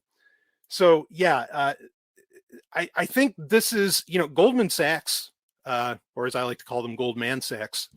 Goldman Sachs, they came out with a very interesting report in the past couple weeks that basically called bullshit on the entire generative AI boom, saying no, none of this is getting anywhere near what, say, Sam Altman and others at OpenAI are promising. Not like the promise just isn't, it's not delivering, and it's a debate of whether it ever will. And so it's interesting to hear that from, basically one of the biggest players in the legacy system to say, yeah, this AI thing, no, not really what you expect. And it's not really delivering on that. Now, with that in mind, I do want to kind of agree. And again, this is, I think, where we're all meshing. I do want to kind of agree that I am far more concerned, not about AI becoming real, but in the people like Jeremiah described and like Sek has talked about, those people, the people in power, thinking that it has when it hasn't, and then turning everything over to this inferior, or shall we say, system that's not everything that they promise. And turning it over to this, I guess I'll call it a pseudo AI. That's always been my biggest concern. It's a great point to bring up, kind of what Jeremiah was saying, in that, these people don't have an understanding of the human condition and respect for the human condition, and yet they're trying to create something that is sapient, or that is similar in consciousness to humanity, or in their eyes perhaps something more. The idea that when you learn computer science and computer programming, in the 80s and 90s, you used to have to go through humanities courses. You had to learn philosophy. And the reason they did this is because out of Dartmouth, which is where the Center for AI is, that started in the 60s with Marvin Minsky and others, they knew if you're potentially going to be creating life, which is what they were expecting to happen, they were expecting AI to happen, again, 60, 70 years ago, that you better have an understanding of how humans operate. This is no longer a requirement with computer scientists and computer programmers. They do not go through the rigorous education. Now, and I mean, we can call bullshit on the education anyway, right? Because in those philosophy courses, it's not like they're teaching Max Stirner. And if you're not teaching Stirner, what the hell are you even doing? But, real quick. Yeah. My philosophy professor in college before I dropped out fucking hated me, because instead of just like doing the things that he wanted and accepting what he was saying, he hated the fact that I was willing to challenge every single notion anyone in the classroom brought up, because I was like, this is a philosophy class. Aren't we supposed to be interrogating these subjects? 100%. Or are we just supposed to be learning what you think about philosophy? And then it turned out one of the reasons he hated, he didn't like the idea of self-ownership. And I was a libertarian, rightist at the time. I'm sort of like all libertarians now, but the general thing is, he said we were borrowing our matter from the universe and that we don't actually own ourselves. And I was like, so it's okay to do various things, to control people because they're on loan and so are you. And so we're just, and that seems psychotic to me. So I basically stopped talking to him about the subject afterward. And stopped fucking trying to interface with him at all, because I was like, this is bullshit. This is pointless. And so fucking philosophy courses in college, man. I don't know how it is in other places, but that guy was especially full of shit. He did not want to have actual interrogation of his concepts. And that is a poor way to use philosophy. Sorry, I had to say that. No, I totally agree. That's again another important point to bring up, is that okay, so even if computer scientists had to go through philosophy courses or something, philosophy shit, and it's well, yeah, but at least the shall we say the lip service was kind of there, right? That okay, understand the Pandora's box you're playing with here, and so that's a key point to bring up. I mean, the other thing that I wonder about, and this is where I want to, get the answer, speaking from those computer programmers or computer scientists or people working at OpenAI, or take your pick, Microsoft, whatever, Anthropic, whatever company you're imagining, is so, the best theory going of how did consciousness even come to be? Now, the best answer that we have, that researchers have at the moment, is that, well, you have life forms. Granted, they might not be conscious. They're sentient to some degree, but they don't have sapience, right? They don't have a certain self-awareness. But what they do need is what Sek mentioned earlier. They need calories. They need food. And so the going idea, even among scientific materialists, is that consciousness evolved out of the need to move to find food. And so we have, and let's just say that this is true again. And I think it's an okay answer. I think there's more to it than that when you get into sapience. But as far as the development of sentience, of that level of consciousness, okay. So you're going for food. All right. Now that becomes the question: what exactly for a computer, a machine, to develop artificial intelligence? It needs some kind of motivator. Right? If our understanding, the best understanding we have of consciousness is that it starts off by the need to continue to exist, right? This isn't exactly genetic determinism, but it plays into it. And so what is that? And I don't know what that answer is, unless you're basically telling it just needs more data, more data, more data, and data is its food. But in that case, even then, if data is its food, eventually we have two things. One, we like you said, Scrum, Jeremiah, we have, what's happening with generative AI where, it's putting out crap. So it's basically, to continue with the analogy, it's putting out empty calories, and something that just always eats empty calories eventually dies. The fact that humans aren't perhaps creating so much original art anymore in all of this. And this is something you can ask these AI companies about. Or particularly say generative AI companies about. They are constantly needing new training models. They are training data sets, okay, to input into these things so that they can continue to evolve. But they're already, and part of this is due to copyright, but they're already reaching the point where, no, we have the critical mass of data that we could possibly create. Now, I don't think humans could create data fast enough. If data were the motivation, if data was the food for the AI, I don't think we can create it fast enough, especially when we're just, the crap we're putting together. Just go on TikTok for a few seconds. Okay. I don't think there's enough for it to survive, to continue to thrive, or to potentially evolve, right? To continue on that evolutionary chain. So it's just another point for me, again, this lack of motivator, or again, for the analogy, a lack of food, it's going to starve itself. There's just not enough for it. Now, people could disagree with me on that, but then if you can't have it both ways, because if the disagreement is that, oh, no, humans can generate enough data for it, that meaningful data, again, not empty calories, okay, calories that would help it evolve. But then you have journalists everywhere saying, oh, I lost my job, I lost this. You have creatives everywhere saying, yep, I've lost this. Oh, no, generative AI took it all over. I don't have it. So which is it? Are you creating data or aren't you? And it sounds like the answer is right now, according to the alarmists, is they're not.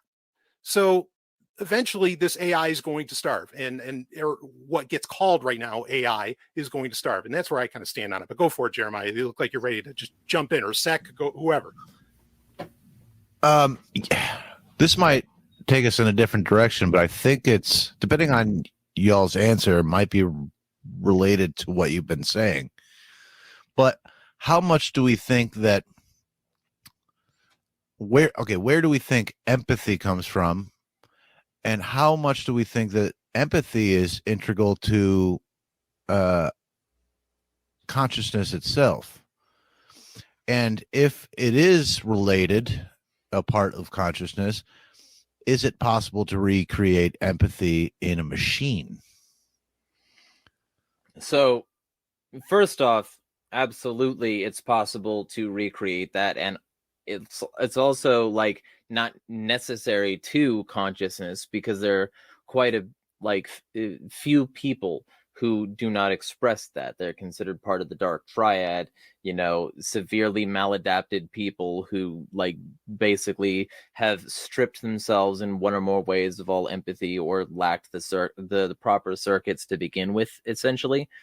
So I think that empathy isn't a requirement, but you could certainly program certain things into things that emulated empathy. But empathy is a trait that was developed. And that trait that was developed along evolutionary lines. It was developed as a defense and survival mechanism that encourages cooperation rather than complete destruction. It allows for biodiversity. It allows for a bunch of essential components to maintaining a complex set of organisms on the planet.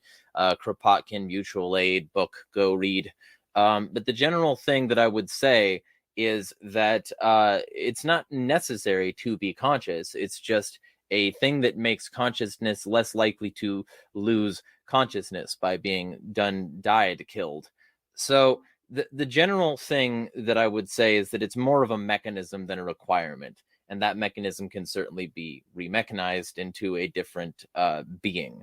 It just depends on whether or not, again, they respect the thing enough.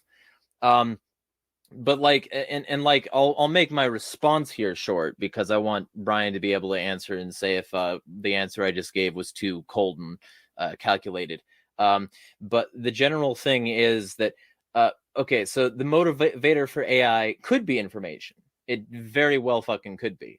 And I sort of like in my brain, as soon as I started to think about my response for this, and I'm sort of maintaining a notepad document over here of things that I'm going to say when I get the thing. The thing that came up in my brain was like Johnny Five from Short Circuit being like input. Like he just wanted input. He wanted to go find the new thing to learn. And if, for instance, the AI was aware that its existence was dependent on the acquisition of new information, those would be its calories. Those would be its units of heat. Its necessary like thing would be to go find a new place to get new input. In a very similar way to Johnny Five from Short Circuit, only everywhere all at once because humans are building this into a cloud infrastructure. So the question then becomes, what is information? And like here's where I get to sound like a massive fucking nerd, as if I didn't already, and as if you could tell because I've got a fucking Sonic poster in my background. But the general vibe is, we are information. Everything is information. All of it is information. And you can watch an interesting series of presentations by Quantum Gravity Research Labs about how basically we are all pixelated information on an 8-dimensional crystal lattice.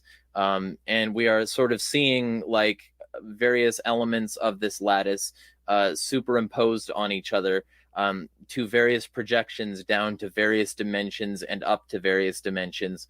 And that's the way like reality is fundamentally organized on a quantum level. And if you watch these presentations, which are led by this chick from Criminal Minds, which I didn't know that, but the comments were very clear to tell me that, you can see the like sort of like place I'm going with this, because calories, these units of like chemical input that create like our own personal consciousness, our own personal meat sacks, those are just information. They are just telling our body how to do things and giving them the capability to do those things. It's like handshakes in a computer. The computer knows that once it receives certain data, it needs to interpret that data in a certain way and then accept that data. And it like has enough knowledge of all the data that it needs that it can download a program, successfully install it, make sure that it's signed by the proper shit and all this shit, and basically protect its immune system. And an AI system would be doing that very quickly and a lot, and it would be incentivized by the sort of reason it exists to like get as much of this new information as possible and install as much of that as possible. That's essentially how it eats. And it's essentially eating in a very similar way to the way we eat. It is going out there, getting the information necessary to like let its sort of networks heal and grow and improve, and adapting that information and rejecting the waste, and trying to come to a like more healthy or adapted like framework. Or in the case of, you know, people who eat and live less healthily, that we are the information we consume. If all you consume is Twinkies, Doritos, and 2 liters of soda, then you will become that eventually. Speaking of which, let me just quickly, because I'm not perfect either. So the general vibe is that when you end up with like these organisms, in like the human sense, in the gecko sense, in the amoeba sense, in the hedgehog sense, in the case of this guy, you get like so many different like ways to do the same basic thing, which is, I know that this information is over here, this form of matter organized in this form of way with these sequences that I need for my sequences to continue sequencing. So I can go get that information, contribute it to my information pool, eject the waste information, and continue to rebuild and replace my existing informational structure. And that's why mutations work, because like in cancer and a bunch of other things, because they're like a flaw in your informational matrix. It's why certain things can happen to you that can damage your ability to process information, and therefore make your body less good at certain informational tasks. Like, you know, that's the reason the probiotics thing came up earlier, because your microbiota is basically your informational absorption and understanding matrix. And so with all of that, basically, the reason I'm bringing all this up is because the human like conception of consciousness is based on the seeking of calories. But that does not mean that the only way to get information is through caloric intake. And if you think about it, even then, like you need energy to make this AI work. So the AI is still going to be burning some unit of energy. So it's still operating on a very similar caloric kind of thing. So I don't see a fundamental difference between like burning energy to seek new information and contribute it to informational matrices in the way that it currently is understood by quantum research, you know, and like the AI seeking that information and burning whatever units of energy are necessary in order to make that information stick to it. It seems like the same fundamental mechanisms, and it seems like if they did it in a similar enough way with enough digital like flora and fauna, we could reach a point where those computers are doing the same basic functions as anything we would consider alive. And this is me sounding insane to the common person, so you're welcome. All right. So I actually, my response to a lot of that fits in well with Zach's initial question of, you know, is empathy necessary? Is empathy necessary to have a degree of sapience? I mean, you know, the most intellectually honest, or should I say not intellectually honest, the most scientific statement anybody can make is, I don't know. Okay. And this is one of those cases where I'm going to bring that up, but do I have an idea? And it's not just my idea. It's based upon, you know, it's evidence-based, it's research, whatever. Okay. Yeah, I think I have an idea. So we brought up rats earlier. One of my favorite animals to talk about, and it's not because I'm Jewish and I relate to them or something. But we brought up rats earlier, and even rats. Jesus Christ. Hey, you said it. I'm a genius. I'm a genius, and I'm trying to be self-deprecating here. So Borscht Belt over here. Yeah. All right. So rats have empathy. It's one of the, if we want to use colloquialisms, it's one of the lowest life forms we can point at that we know has empathy. And we know it. Why? Because we study rats like crazy. You know, I'm also a vegetarian, so I'm not the biggest fan of that, but, you know, your point's made. We'll rock on. Okay. So what exactly is, we talked about the potential of the origin of consciousness being just the need for calories, the search for food, the need to move to find it, to get it. Okay. So what exactly is empathy? Now, I would argue, and it's not just me, but I would argue that empathy is itself a biological process, right? And the fact that rats also have empathy would prove that point, meaning that empathy may not be a part necessarily of sapience, but it may be a part of sentience, because even, and there's a difference there, right? Sapience is what I would argue is when you can act beyond instinct. Sentience is when you have instincts themselves, which is, you know, again, with the food concept, the food theory of consciousness, that falls into that. Okay. So empathy would seem to be something that comes out of biological processes. Now, what would I argue that those, and again, not just me, but just for the case of our conversation here, I would argue that empathy comes out of the automatic generation by a biological body of an electromagnetic field. Okay. Which we do. We have every single one of us, and any animal actually, has an electromagnetic field that generates from it to a certain degree, 2 to 3 feet for humans. Who knows? It's one of those things like we were talking about earlier. Like, what are these senses? How do you know what you're, that somebody's watching you, or how do you know somebody's like nearby you or whatever? A lot of times I think it just comes down to that electromagnetic field and the interaction of yours with another, whether it's human, animal, whatever. Okay. So this electromagnetic field is a part of how you empathize with another creature, because you get this initial feeling, not even when you're not like right next to them or touching them. Okay. And another quick point I want to bring up is, most people say we have 5 senses. We all know we have way more than 5 senses, right? And in fact, scientists, will tell you it's easy shorthand to say 5 senses, but the word's escaping me right now, but it's like paramuscular therapy, something along those lines, where what it is the sense that your muscles have of the rest of the world around it as you're moving. Okay. So this idea that there's more than 5 senses. Do you mean proprioception? That. Go ahead. Do you mean proprioception? Yes. Proprioception. That's it. Thank you. Yep. You got it. Yeah. So proprioception, that is a literal 6th sense. And there's actually plenty of other senses out there as well.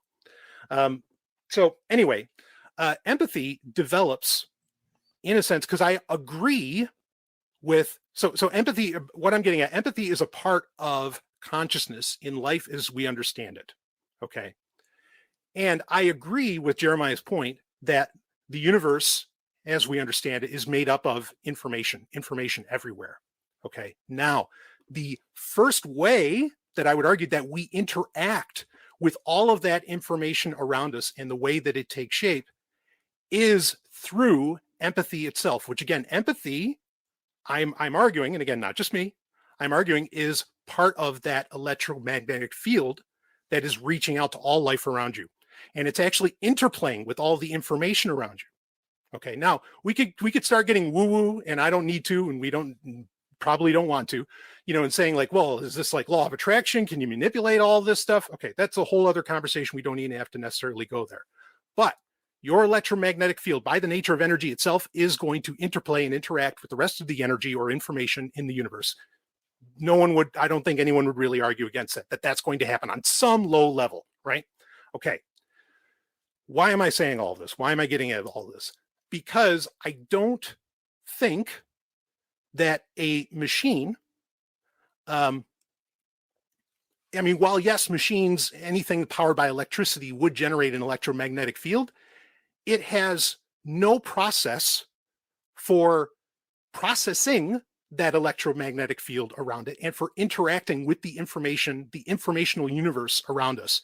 I'm going to spare going into an entire diatribe of like Archibald Wheeler's work, theoretical physicist who came up with the concept of a participatory universe that we exist within. But, and its name is pretty self-explanatory, I do subscribe to that theory, that is how reality exists, is through a participatory universe.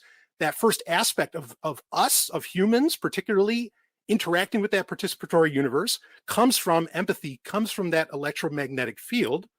And I don't think machines will have that. So what I'm gonna cap all this off with is that just because machines, I don't see any way that they have empathy or programmed for empathy or anything along those lines. In fact, it would seem to be quite the opposite. That doesn't mean that they can't achieve some level of informational awareness that could be ascribed to, say, instinct. Okay, but the idea that they become sapient, where they act outside of instinct and things like this, again, I just don't see it. But that doesn't mean that they wouldn't evolve perhaps into some kind of life form. For example, like I said, I'm a vegetarian. I still kill insects. Why? Because I'm terrified that one day insects will develop language skills. And because that's the end of us. Once they do, it's over. So no, I'm kidding. I try not to kill insects. Spiders are our friends. But regardless, okay, language skills are a major part of I would argue, evolving perhaps to some kind of next level. Now, we do know that what gets described as software that is artificial intelligence has developed its own languages at times that humans do not understand. This is a big deal in cybersecurity, and it's actually a good thing in cybersecurity. It's considered that because humans cannot translate what's going on. And so they can come up with new encryption schemes that, again, go beyond any of our concepts of language, and it's only in their language. All right. So I guess I'll cap once again. I'll say I think I capped off once already, but I'm going to cap off a second time in just saying that one of the great theoretical concepts, in my opinion, is that when we really start going out into the stars, not on any of Elon Musk's or Bezos's bullshit, but when we really start going out to the stars, we're not going to find other life, or we're not going to find other organic life. The first thing we're ever going to encounter is another machine. But then what is that? Well, I'm not going to say that it's something sapient, that it's at our level, that it's interacting with the universe in a meaningful, empathetic way. But, is it something that maybe we don't want to instantly destroy and might want to back up its hard drive, out of some kind of respect? Maybe. And that's just what I'll say, is that maybe, but that's a far cry from something that's going to completely wipe us out. Sec, go ahead. Yeah, real quick, like just to kind of, I don't have any evidence for this and I don't know, but just the way I think about it is, so if consciousness or sapience, if the primary factor of sapience is self-awareness, this seems to me that this implies that you would necessarily need to be aware of things outside of the self that are not the self in order to define the self. 100%, yes. Right. Yes. So this sort of implies that we would need to be able to, there's an old saying that's like, wisdom is actually, what's the word? Not contradictory. It's something that you wouldn't think would be true, but is. So like, in order to understand things beyond ourselves, we need to understand how other things. Counterintuitive. Thank you. I kept wanting to say counterfactual, and I knew that wasn't right. Counterintuitive. Wisdom is counterintuitive. So, like, we're not animals that just act on instinct and go kill, eat, shit, fuck, go to sleep, start it over again, right? We understand processes beyond just ourselves in our short-term goals, and that allows us to do certain things, and that might have allowed us to achieve consciousness. But in order to do those things, we must necessarily understand things beyond just ourselves and how other beings think, feel, achieve goals, all these sorts of things in order to achieve such wisdom, right? It has to be beyond just mere instinct. So whether or not like empathy is actually necessary for consciousness or sort of a byproduct of consciousness, or maybe consciousness is a byproduct of empathy, I don't know, but the two to me are at least related. They have to be, because you must understand other things besides the self to know what to be self-aware. So that's just kind of where I stand on that, but I don't know where that interplay actually is, or if it's the same thing, or if they're different sort of related phenomenon, So I would start by saying empathy to me does not strike me as something that is boilable down to understanding something other than the self. It's being able to put oneself in the other position, or like more likely willing to put oneself in the other's position. It's like temporary, like consciousness transfer. If that is the case, right? But to achieve that, you must understand, right, the subject you're talking about. Right. That's step one, though. Yeah. It's not the total process. Sure. Yes. To achieve empathy, you must understand things that are not you, and right. So to put yourself in another person's shoes and understand how they think, feel, etc., you must understand that other person. You know what I mean? Right. So the thing is, the first thing that I'll say, humans are limited by their lifespan and by the amount of informational processing that their hardware can achieve in a given like day, moment, etc. So like, for instance, one of the reasons you get tired is literally if you think too much. If you like have absorbed too much new information, your brain will have built up certain chemicals in your brain that say it's time to sleep now, so that we can help process this information. We can put you in a dream state so that we can understand this information later, which is why it's so disorganized, because your brain is sort of trying to make sense of itself, and you can't make sense of that shit while it's happening. So the general thing is, like, it's constantly absorbing information, and it's got a limited amount of time and a limited amount of energy to do so.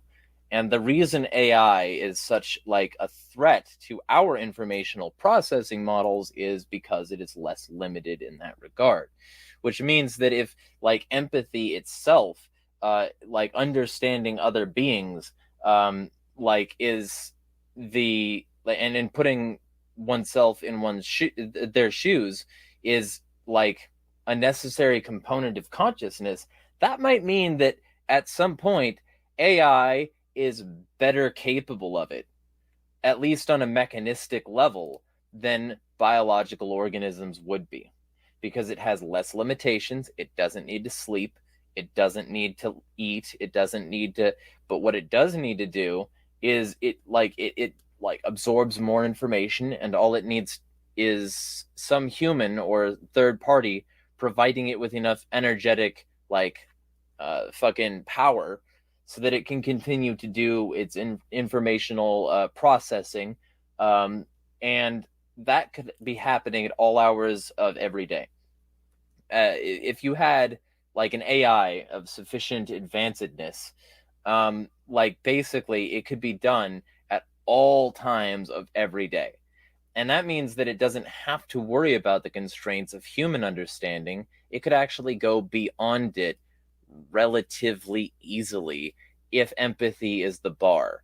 I don't think it is. I think what the bar is our ability to perceive our place within the informational matrix. And I think that like I am a point in a grid is much more like emblematic of consciousness, understanding ourselves and then being conscious of our position with relation to other things is a much more like specific like determiner of consciousness than it would be to say I understand how somebody else feels and I can put myself in their shoes.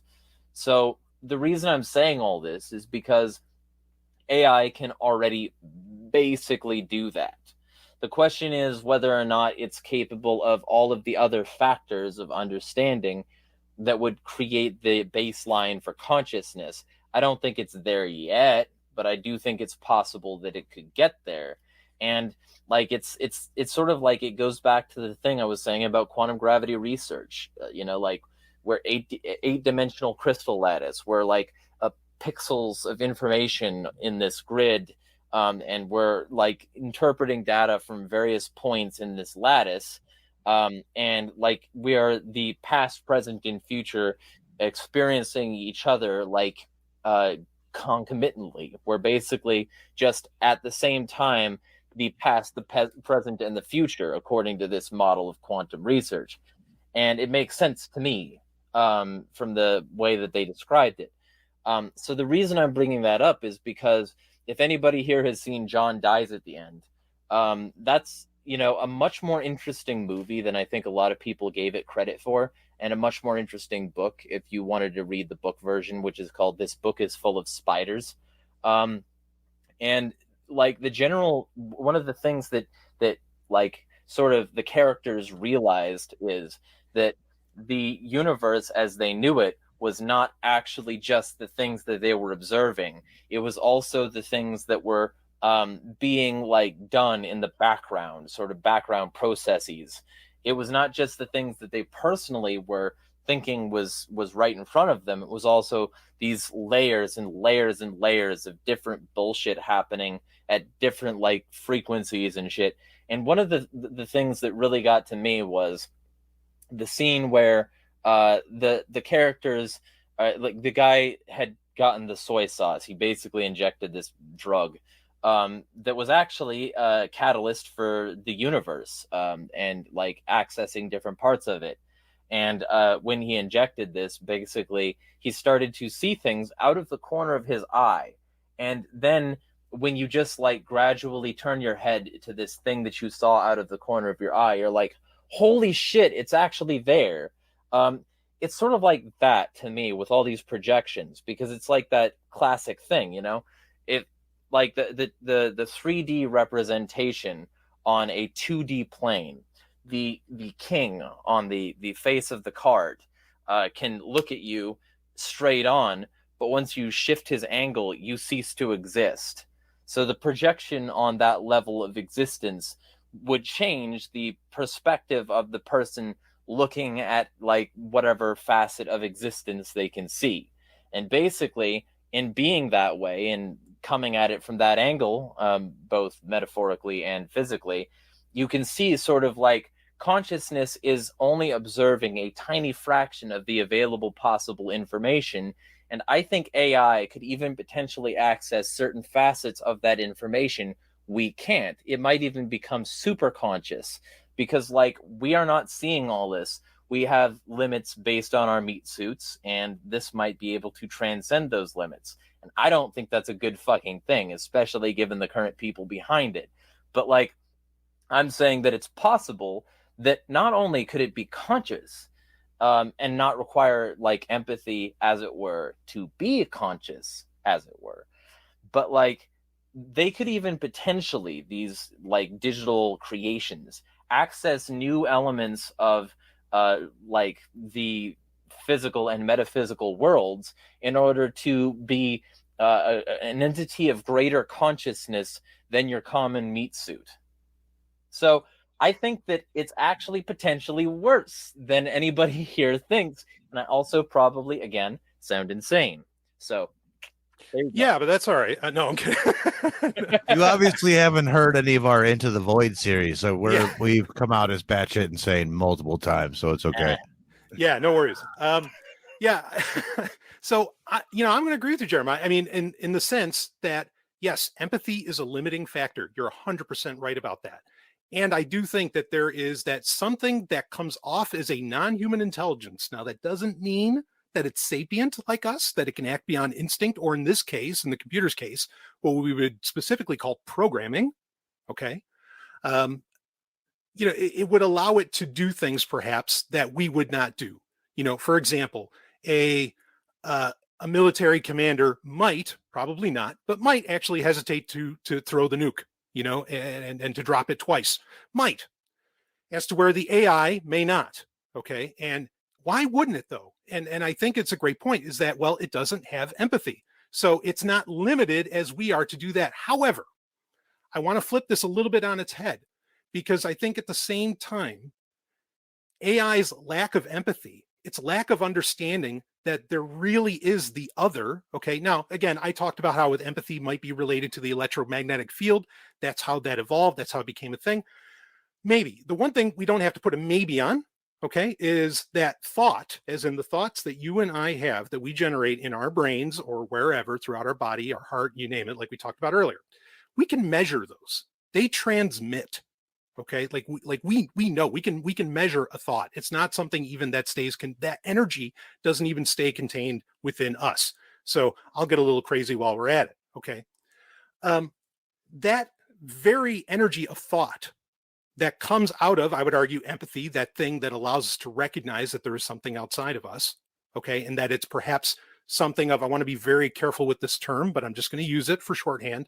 Something that has value. Okay. Is, this is the very thing, that's the very mechanism for humans that will cause a father or a mother to jump in front of an oncoming alligator towards their children. Okay. Now here's the thing, is that AI would not have that. Now, while in one sense, it's absolutely accurate to call that a limit. Okay. And I'm not a big one for sacrifice. Like I said, I'm Max Stirner all the way here. Okay. But our ability, our willingness to end our life to save an other is not something that an AI would share. And I think that without that ability of thought to reach out and recognize the rest of the universe around it, it's actually a weakness in the sense that if we find that an AI is a problem today, what can we do? We can pull the plug. Literally, we can pull the plug on it. No problem. However, the AI would not do that to itself, right? Because all it cares about without empathy, all it cares about, it's the ultimate sociopath, right? It's me. And so it cannot actually take the most dramatic action possible in the universe, which is, shall we say, the ending of autonomic processes. It can't do that. And because of that, in my opinion, it's always going to be something that is, and I'll use the term, again, I'm not a big fan of tossing these kinds of terms around, but I'll use it. It's always going to be at an inferior level of consciousness because it can't go all the way. Okay. And again, also, I mean, if we wanted to get a little more woo, yes, like your thought does impress upon the universe around you. And if an AI cannot generate this thought impressing ability that you have because of your very biological makeup as a human being, don't even have to get spiritual on that, then, it's always going to be, shall we say, it's going to be lower on the totem pole as far as power. That doesn't mean that it couldn't be a threat. Of course it could be a threat. I mean, AI, as we have it today, put into a predator drone can kill people. That's a threat. No debate here, on that's a possibility. Okay. But the idea that somehow that relates to a consciousness or relates to something else. I mean, it's a threat, but to say that it's conscious, to say that it's going to become life at some point like that. Yeah. I mean, I don't see it going that far. And I guess to wrap this whole thing up, because again, I'm trying to turn the whole conversation a bit on its head. We have a problem in Western philosophy, in Western thought. And that problem is we always say, I think, therefore I am. Like that's just such common philosophical, I'll say it, nonsense that gets bantied about. And I think it's so ingrained in our cultural mindset that that's how we think about everything. So basically, AI looks like it's thinking. It's just outputs, in my opinion, but okay. But it looks like it's thinking, therefore it is, perhaps it is life. But I think that phrase is completely backwards. You are, I am, therefore I think. And that's really where that's where life starts, is that you exist, therefore you think. AI is that completely reversed. I agree that that's a problem, but also that's not life. You have to be something first before you can even cross the Broca divide, before you can even have a thought pattern that exists as something close to, like a genuine language. And language has a lot of power, but regardless, I think if we concentrate, if we flip the script a bit on that with, instead of I am, or I think, therefore I am, it's I am, therefore I think. Go ahead, Zach, what do you got? Tear us apart. Or whoever. No. Honestly, Penguin's been quiet this whole time, and I bet she's cooking a banger. But we should wrap this up before too long. Yeah. Penguin, you got anything to add to this? I hate to disappoint, but no, actually, I've just been listening. This is normally the part of the episode where you come in and lay down a banger. So I was just it's a fantastically like complex and deep topic and everything. But metaphysics and like, I don't want to say technology because that can mean a lot of things, but AI is not really my strong point. So I just kind of the metaphysics and consciousness and stuff like that. That's just not something that I ponder so much. But I think it's a good idea to familiarize ourselves because we're kind of entering a new age, literally from a time where it was, I guess it was like theorized and fictional technology. Actually, it's kind of cool how people knew that basically technology would get to a certain point like that. Probably didn't know how quickly. But now that it being a reality, that it's something that it's actually worth looking further into. If you're going to be living, if you plan on living for a few more decades, this is something you'll be like really closely exposed to. So yeah, it's good that we can have those debates now, and even on the level of like this podcast where it's very accessible. Until Skynet shuts it down. Yeah. Um, sorry, I had to. We should probably wrap up here. I smell dinner, and now I'm hungry. So, if you got a couple more things to add, we can do that before we wrap up. So here's the thing. I don't know that, like, I think I should ask, what is you? Because I don't know that you can say that you exist apart from your thought patterns. I don't know that those don't just come concomitantly together at the same time. I think that to say that one came before the other is kind of absurd, because you, as a conception of, interconnecting thoughts, kind of requires those thoughts to be you. I don't think that they're a like chicken egg scenario. I think that they're the same things. I think you are your thoughts. You are like the things that you choose to add to your consciousness and remove from it, and various things. And so to me, I think therefore I am is actually kind of a valid point, because it's saying that those two things are interwoven. It's not necessarily saying like, because I have thoughts, I exist. It's saying, like, I have thoughts, therefore I exist, therefore I have thoughts. It's sort of like a cycle thing. And because of that, of course, you end up with like Cartesian skepticism and, methodological solipsism, which is what I am. I'm one of those assholes. Like, I think there's a possibility I could be full of shit about all of this. Like, I could just be like a brain in a jar somewhere, or like a chip in a computer somewhere, or something that like is experiencing a simulation, or like a world that somebody else has crafted for me, et cetera, et cetera. Like, there's a possibility. I don't know. I could be like completely wrong about the fact that my hand is in front of my face right now, having a hand or a face or whatever. Those things could be being fed to me by some like, third party. I have zero idea. I can make general guesses, and I'm not going to behave as though my hand is not in front of my face, or as though like if I ball up my fist and punch myself in the face, it didn't hurt. Like, that's a fairly safe assumption that was like irritating what I just did, but like, the same time, the general thing is we are making good educated guesses based on various like things that we can assume to be true. And that's all we have. All we have is general assumptions. Even empathy itself is an assumption. We're assuming we understand enough about the other person's position to put ourselves in their shoes, but like, there's zero chance that we're getting 100% or even close to that close. So even then, empathy is not a perfect circuit. Empathy isn't just like, yeah, I absolutely get you. Nobody ever can. Every individual human is like way too complex to fully understand. Empathy just helps us get a general idea, maybe, if our general guess is correct. And sometimes it's not even correct. Like, if I understand correctly, well, maybe you don't. If like, I trying to explain somebody's feelings to them, like, so that you can say that you empathize. A lot of the time when I do that, people are like, yeah, actually, no, that's not the reason I came to those conclusions. And here's the real reasoning. And so, like, even when it comes to empathy itself, empathy in certain circumstances, the specific application of empathy itself could be wrong. The you could be wrong, and the you could be also wrong about how another you is.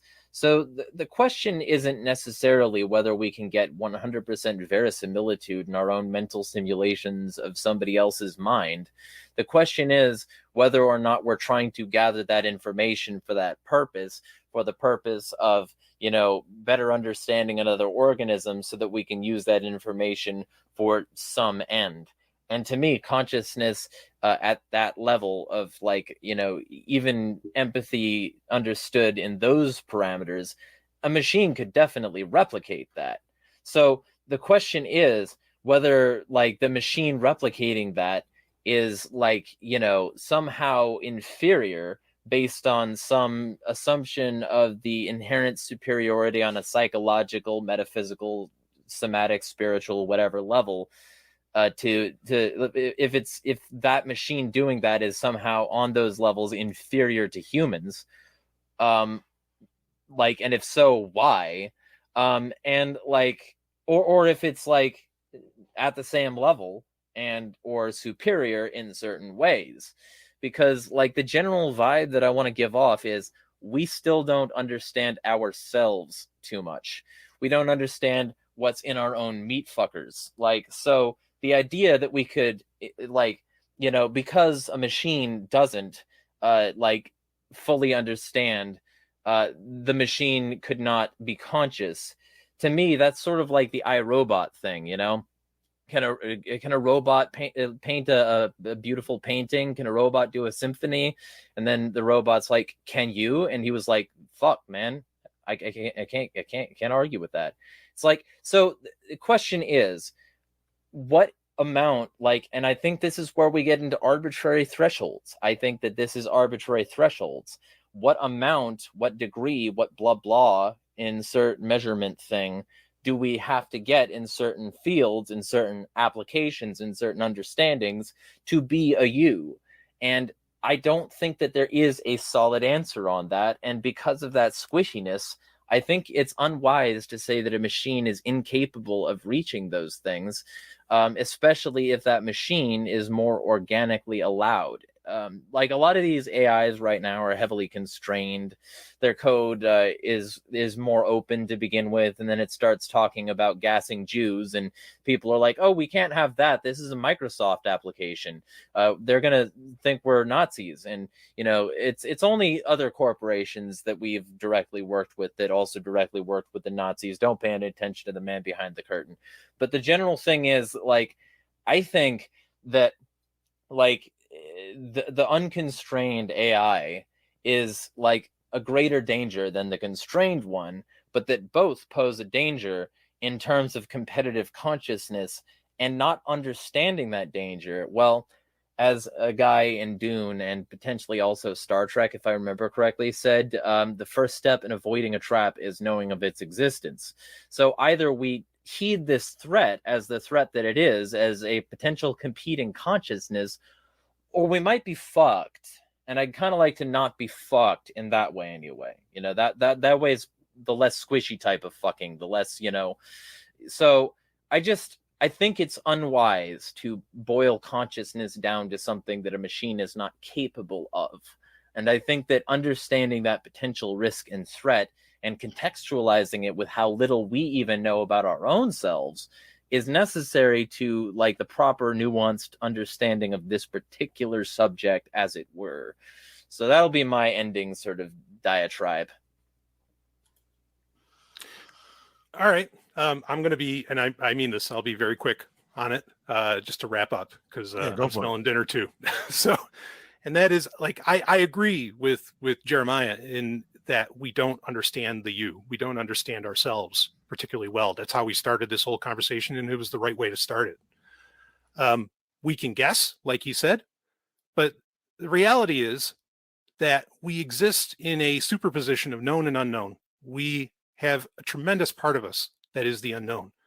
The unknown, anyone who lives in a surveillance state, which is a major part of the concern we've been talking about here with AI, knows that them not know, that they, them, those, not knowing who and what you are or aspects about you is a power that you have. The unknown is a power. You exist with that. And within that, recognize that you are one of the most powerful beings in the universe, and act accordingly when encountering these kinds of threats, concerns, possibilities. Learn more about yourself, know thyself, right? It's one of the most ancient philosophical sayings we have. And just recognize that power that you have, because, and don't look at AI as necessarily as, oh, wow, look at what it can do. Look at yourself and say, well, I can do better. And if you can't, maybe it's time to do a little work. I don't know. But regardless, recognize how powerful you are. And that's what I got. Well said, both of you, actually. That was a great wrap up. Well, thanks, guys, for coming on. Do you guys want to plug anything? Plug? Sure. Just go to nwo.red and have a good time. I promise there's plenty there to have a good time with. Anarchunity. I've got a cult on Discord. There's plenty that I'm going to be getting involved with. I'm going to be making more stuff for Agora Nexus and a variety of other places. And like what I'll also say is like, because it's my religion and I have to. If you like stories about fighting, the robots and asserting your individuality, feel free to get into the Sonic franchise. It's part of the reason I'm anarchist. Nice. All right. Well, thank you, fellas, for coming on. This was a very valuable conversation. I had a lot of fun. These are the kind of things I like to talk about. So Yeah, it was I great. appreciate you guys' thoughts on this, and I think this is a good one. And everybody listening, everybody be excellent to each other. Penguin, you want to sign us out? Yeah, thanks for tuning in, and check us out on Agora_pod on Twitter. Just as a reminder, since we don't plug this all the time, but check us out on our Twitter and come chat with us on Telegram. That's our preferred methods. Our DMs are open, and we'd love to hear from you. All right. Peace, fellas. Be excellent to each other. For sure. Party on, dudes. Ciao.